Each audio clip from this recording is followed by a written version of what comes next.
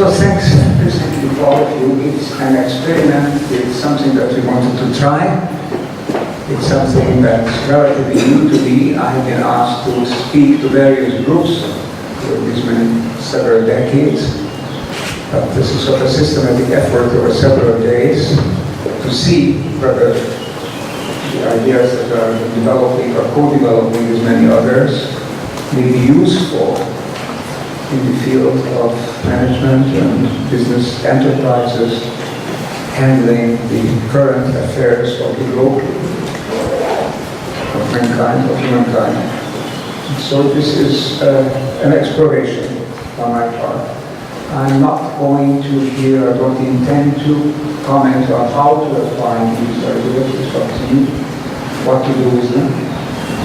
What I'd like to do is just present to you in a very informal, conversational fashion some of the ideas that were on my mind and in my mind over the past several years that I consider as an improvement on the views we have ourselves and the world. It's been developed in the mainstream of society.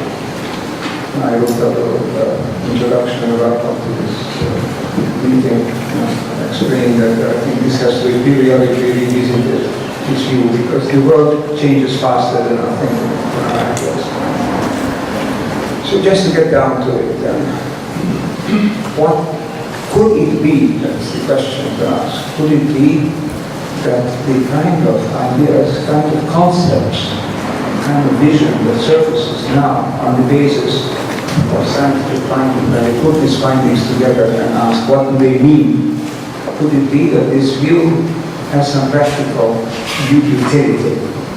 Does it help you, for example, in math? Does it help psychologism, psychotherapist, so on and so on, like here in Goi to create a healthier mindset and help more mental health? It's possible. And let me emphasize again that my intention, having done this, was not to apply. The application is something that I'm happy if it happens. My intention was a much more self-centered one, selfish in some sense, but really self-centered, trying to understand the world. I've been going into this period to learn about it. Perhaps there will be other periods coming, but I would want to know as much as I can about it. And I've been putting these ideas together, trying to make it work in some way that it makes sense. In this connection, let me quote to you a saying by Einstein that I found someplace, which is not widely known, but it's an excellent saying. And it is that the task of science, or what we see in science, said Einstein, to quote unquote, is the simplest possible scheme of thought that can tie together observed facts. Keep that in mind. This is, I think, what one seeks when one does a rational, systematic inquiry into these big questions of life. What is nature? What is the cosmos? What is consciousness? Who am I? What is life? What is existence altogether? The big questions that have been asked for thousands of years are always a search. The answer is always a search for the simplest possible scheme that can tie together those things. Now, on the special domains, on disciplinary domains of science, the observed facts are limited to a certain sense. And those that are relevant to brain functioning, relevant to behavioral, organizational behavior, or whatever else that is that you're looking at. If you ask yourself in relation to these big questions, if the observed facts include basically the totality of the things that we can experience, you can't do it in every detail, obviously, but if you ask yourself what it is really that we're experiencing, how can we put together our experience in such a way that it makes sense, then the simplest possible scheme becomes a cosmology in the traditional sense. In another sense, it becomes a metaphysics, which if it's a good scientific metaphysics, it's a basis for the next development in physics and in science. But it's also meta in the sense that it's not limited to any given discipline, because those are special domains of observed facts. And now we are asking about facts that we observe altogether. Who are we? What's the world? And those are questions that I've been asking myself. The whole reason that I entered into the field, I will go back to biographical, just to mention this. The whole reason I entered this whole field of speculation about the big questions, and that's my career in music, which is what, around 1960, if you want to look at key points, so it's some time ago, was because these questions fascinated me, interested me. And I wanted to devote more and more time until I got to the point where the more and more time was not compatible with having a career as a working musician. So I had to make that a hobby and make this my main task. Unfortunately, I found some publishers that came back on their own and some universities, beginning at Yale and then at Princeton in New York, who picked this up and didn't force me to enroll, but allowed me to speculate. So this has been going on now for, since 56 years. And I have come to the latest conclusions. I tried to put my latest conclusions in a book, which will be published in the beginning of October, which has the immodest title, What is Reality? And the somewhat more explicatory subtitle, say, A New Map of Cosmos and Consciousness. As I'm saying that what we are doing is building maps. We don't have a direct access to reality, as it were. We are creating schemes that can tie together. So these are maps, cognitive maps in a way that allow us to orient ourselves and perhaps answer some of the big questions in a tentative way. But there can always room for improvement. So what is it that the first thing that we can say about the world? What we could say is that it is not what we thought it was on the mainstream. There's a beautiful saying by Mark Twain. He said, what's going to get you into trouble is not what you don't know, but what you do know, but just ain't so. We have been thinking the world in certain ways, and it turns out, if we believe the experimental findings, and going down to the heart of cosmos and reality, that it just ain't so. We used to think, and the mainstream of science, still because it changes relatively slowly, it really gets changes fast, but the mainstream doesn't, same as the society. And the mainstream still operates on the Newtonian paradigm idea. Reality is these bits and pieces of matter obeying mechanistic laws in passive space, indifferently flowing time. It's random. There are no preconceived notions of where they should go. There are actions and reactions, interactions, and these produce the phenomena that relate to us. The world is really a giant cauldron of interacting particles, of matter, and then they produce everything by means of random interaction. Something will pop up sooner or later out of that. Life pops up, and then consciousness, and then complex societies, and whatever we experience is finally the result of that. And that is, when you scratch it a little bit deeper, that is still the underlying belief of the mainstream. But it just ain't so. If you go down deeper into the inquiry, there is no such thing in reality, in the universe, in the cosmos, as matter.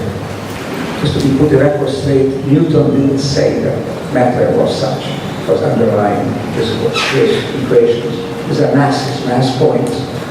Matter is a metaphysical category, as Newton realized himself. When you look down at the deepest levels, what you find is not anything substantive that is independent of processes. What you find is a set of vibrations interacting in a vibrational informational field. In a beautiful talk in 1942, Max Planck said, summing up this work as a physicist for years, he says, I can tell you with assurance, one thing, after all this work of mine, at the leading edge of the most hard-nosed of sciences, which is physics, there is no such thing as language. We continue to say, what there is, there are sets of vibrations which join together, which are held together to create atoms and structures that are built out of atoms.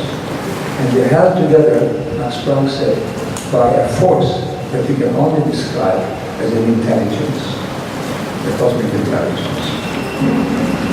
So if you take this seriously, what we see here as a basis of reality are sets of vibrational patterns in a universe that is in what you could call, in thermodynamic sense, in an excited state, because they're constantly dynamic flows, interactions, they're interacting, they're creating phenomena.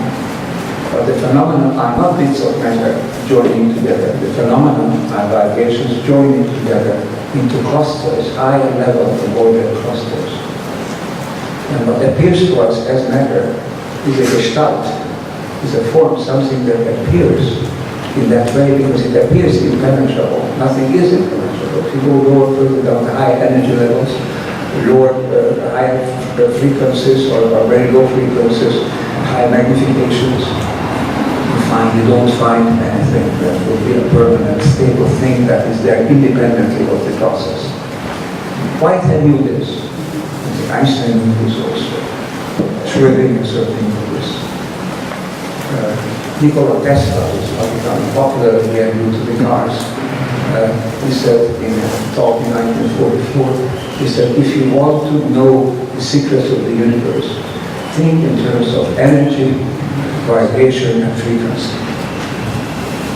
The universe is made out of these elements. Now, how do you put this together in such a way that this makes sense?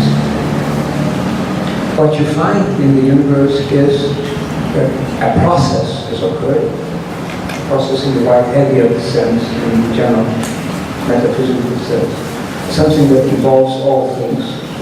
And this process began in this universe. Now there are good reasons to believe that it's not the only universe, but in this universe, it began when this ground vibration, the ground state frequency of this cosmos, was excited by inflow of energies. It's known as the Big Bang. As far as we know, all of the particles that have been created, which are the basis of all phenomena in the universe, in this universe, have been engendered at that point, catalyzed at that point by this influx of energy. At that point, another field was created, an excited state field, which is a vibrational, informational field in which all things appear. And this total encompassing field is what we can call today the universe, the informational field. At various levels, this creates various phenomena. It creates light phenomena, it creates mind. I'll say a few more things about that in a moment. The point that I would like to make now is that the simplest possible scheme that can explain the facts is that we are dealing with interactive clusters of quantum level vibrations, not so simple as well, but this is the simplest of any of it, which produce the phenomena that meets the eye. And these phenomena are basically not separate phenomena. This is the broad down and this is the they are all manifestations of an underlying informational field. The closest similar for this is a hologram. This underlying holographic field, the ground state of vibration of the universe, is a hologram in which the excited state phenomena appear. They appear in such a way as we call holograms, where all the information is present. And everything that we observe in the universe, the ground state vibration, the cosmic consciousness that already Schrödinger spoke about, that Planck spoke about, Einstein was talking about it as the mind of God, The ground state vibration is the consciousness which infuses all things, which is expressed in these complex clusters of interacting vibrations. What are we? We are a cluster of highly complex, multi-frequency vibrational patterns interacting with all the other patterns around us. This is a very different concept from classical concepts, which you say, what are we? We are material bodies, obeying mechanistic laws of physics and chemistry, and everything happens here and only here and now. What happens elsewhere is only connected with some distance occurring mechanistic interactions, laws that are vectorial energy flows. If you ask, for example, the classical description, what is the human body, you could say, out of the energy, the frequencies are varying a great deal, but you could say, for example, in a classical sense, it's a material body vibrating at 10.15 power frequency. In the classical description. New description would be, this is an interactive cluster of vibrations at 10.15 vibration frequency, which appears to us as a body. So it's the same thing, but it's all the world of difference. Because we are actually very different. And it has a couple of very important consequences. These consequences are that we can explain certain phenomena that we have great difficulty, almost impossible to explain otherwise. In the old paradigm says we can't explain constant instant interaction, or let's say interaction over space and time. So the first evidence for concrete evidence was the EPR experiments, the experimental experiment, which is now known that it's foolproof practically, that since last year's study published that if there's actually something is happening, there is interaction, but there's no non-locality. I think we mentioned the days of the speaking several times about non-locality. It's one of the basic elements. So this you could call non-local or global realism, as contrasted with local realism. Nothing happens only here and now. Everything that happens here and now is through this cosmic world is interacting and has an effect there and then, and vice versa. So we're all resonating on multiple frequencies and all resonating with this excited state informational field that we call the universe, includes all of the information that is there. One aspect of this, one practical spin-off that you'll learn as in the day after tomorrow when we see is an idea that I proposed to a friend who will be coming here, who came up with a remedy which is probably for the time being the most effective remedy for cancer and neurodegenerative diseases, which will be representing and making available also, so it's already on sale. It's based on information. It's based on information that is in the body that can activate the stem cells. But this is not what I'm talking about now. I'm just telling you a lot of spin-offs of this idea. Another spin-off is this question of consciousness. Just a few words about that, and then I want to say, to conclude with the idea of possible utility of these ideas. What about consciousness? The big question of consciousness research is how does consciousness produce the phenomena? How does the brain produce the phenomena that we call consciousness, the sensations? How does anything emerge? Passive, basically. When it's generating interaction and interaction taking place, how does it produce a qualitative phenomenon that we feel as sensations, as feelings, as perceptions, as intuitions, all those things? So this is the big question, consciousness research. Another major question is that perhaps we can find answers in these terms. Some of these are techniques dealing with consciousness. It's Larry Dossey and Gene Houston. Another question is, what is consciousness in the sense of how does it come about? The mainstream answer is that consciousness is something that is produced by the brain. There are interactions with the brain. Stuart Hannah has investigated it more than anybody else. And these interactions, in a very classical theory, so not saying it's his, but it's the classical interpretation, is that somehow out of these interactions comes consciousness, or our consciousness, which is, perhaps you could say, it's a good candidate for the simplest possible scheme that could observe the observed facts of consciousness, except for one little problem. If this was true, then if the brain doesn't operate, there shouldn't be consciousness. Now the problem is that not only for thousands of years, but in the last few decades, ever more so, in the last few years, even more and more so, evidence is coming forth that there is consciousness in the absence of measurable brain activity. There could be consciousness even in the absence of life. Something the whole body is already there. And there is conscious phenomena there. Up till now it was known, sure, by purely esoteric. This is a kind of no possible scientific explanation for it. If you take seriously what I was saying, that we are all vibrational clusters, phenomena. And that's all there is. And this sounds like reductionism, that's all there is. Before we said it's all matter, now we say it's all vibrational clusters. But this is information because in these clusters information is given. It's a holographic fractal information. Everything in every part is there with totality. So that consciousness could be another frequency of vibration.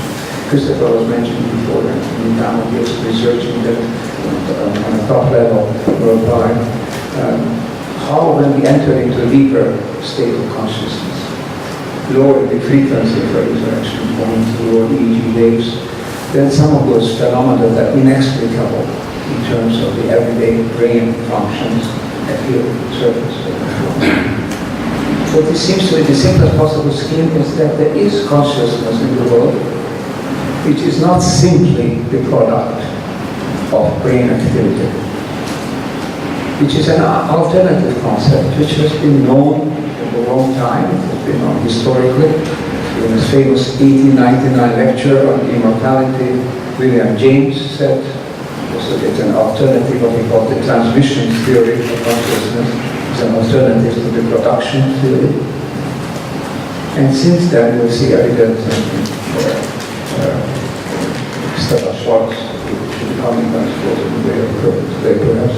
We will present the evidence for remote viewing, that is also inexplicable in terms of just brain functions.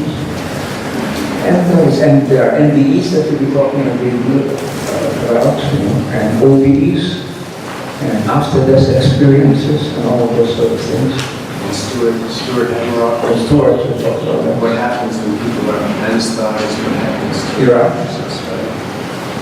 So I have to die. Yes. Within here. Okay. What happens when you die? I'll tell my publisher to hold the proofs because I'm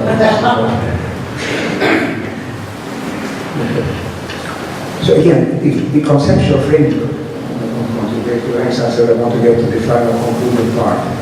The conceptual framework is radically different. It's from the ground up different. We are not separate, individuated pieces of matter floating around through random interactions. There are a totally interconnected set of patterns emerging and evolving, co-evolving together. What happens is this cosmic intelligence that Planck was mentioning, that Schrödinger and Paulian were talking about. This cosmic intelligence is a non-random informational factor which you can call laws of nature. Laws of nature restrain the possibility of randomness in the universe. One thing that I will spend a great deal of time on in my new book, but I'm not going to go in and on just to mention it. This universe, the whole question of randomness is quasi impossible. That the phenomena that we meet could be the product of random interaction in the space and time that was available for evolution for certain human years ago. You can't even unscramble the Rubik cube by random processes. If you take 1 second to remove this in the age of the universe, that's Fred Hoyle came up with this thing. for randomness that doesn't work. So the cosmic intelligence is a force that orders, creates pattern. Pattern after pattern, creates evolution. Okay, let me go to the last section, the last bit, of course. Who are we then? And how can we maximize our presence in this world? How can we become a positive force? The first thing is, of course, the realization of that we are not separate bits of matter, but interactive patterns of information that are co-evolving with the rest. This is non-local consciousness. If there is anything that I'm very convinced of, that is observational-based evidence, is that consciousness is non-local and is not finite. And that if so, then the consciousness that is associated with us, with our bodies, is a temporary association because the body is finite, but consciousness may not be. So some of the old wisdom teachings make that new lease of life, samsara. We can have periodically renewing bodies, but an ongoing consciousness. These are ideas that we'll be discussing in the 16th and 17th. This conference, we modestly titled the Infinite Consciousness Conference. Some of the leading people in that also, and you're most welcome to just stay on to participate in that. Okay, so if this is the case, we can start living that, and then we live in a way in which automatically, practically automatically, innately, we feel ourselves, we sense ourselves, we locate ourselves as part of a greater whole, an intrinsic, inherent part, not an external part, not a product, a part. Our consciousness is part of the global consciousness, of the cosmic consciousness. Of course, there are perceptions that are produced by the brain and all that, but at the deepest level it is there. When we descend into the ground state, the vibration of the cosmos, then we descend toward the level of the cosmic consciousness. And perhaps the purpose of evolution, I'm just speculating on this, but a couple of chapters look on that. Perhaps the purpose of evolution is to reach that level of evolution of consciousness, where we can find unity, again, communion, is the deepest level of vibration, which is called nirvana at least. And it's possible. That it makes sense, gives sense to our life. But to practical matters, don't wait until you reach nirvana, so countless reincarnations. You have to be here and there, here and now, and realize, and it's the last concept I want to just put on the table now, realize that as an interactive pattern, you can contribute to the evolution of the whole if you are coherent. But coherent in a complete sense. Coherent both as a set of vibrations that are integrated into the body, and as a total pattern of vibrations, which is your body and mind and everything together. Together is your environment. Your environment is the rest of the universe, or this particular universe, because we're all part of the whole that we pattern. And when you are internally, intrinsically coherent, and when you're coherent with the world around you, then you are super coherent. So this whole concept that came up is that the totality of the coherence, both facing inwards and facing onwards, is super coherence. And if you examine nature, anything that occurs in nature, all of evolution, nothing could evolve, nothing could maintain itself in this curious state that Prigogine called the third state of energy patterns, which is far from nothing could maintain unless it is totally coherent. All its elements work together to maintain the system in this far from equilibrium state, which is that. All its elements must work together to resonate with consciousness that is in the world. Consciousness is not as a separate item. Consciousness that exists in the world is not simply a product. It's a more complex concept. Some people say matter created consciousness, now we turn it around. Consciousness created matter.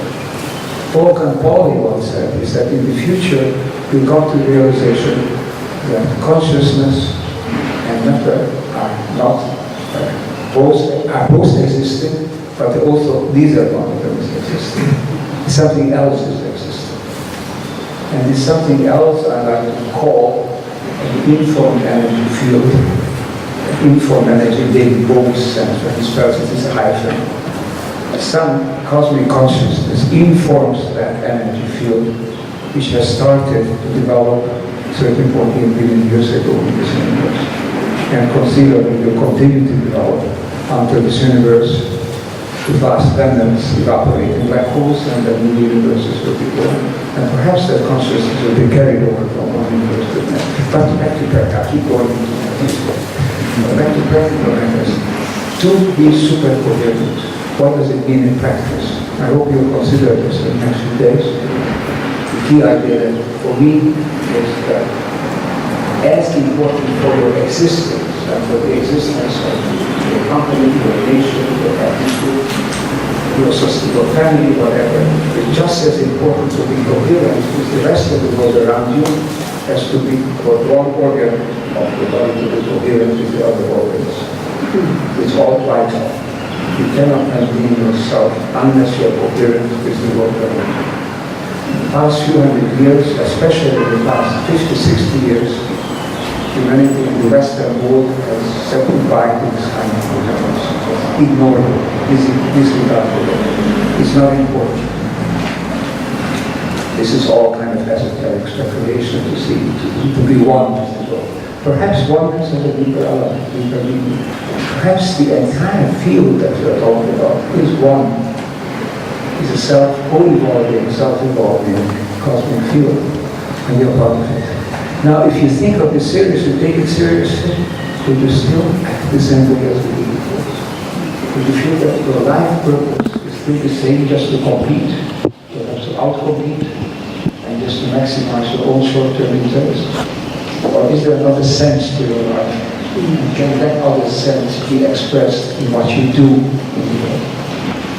I think it can be. I hope it will be. And I hope that I can infect your thinking, as it were, with some of these up-and-coming ideas that I think will be the new physics in the next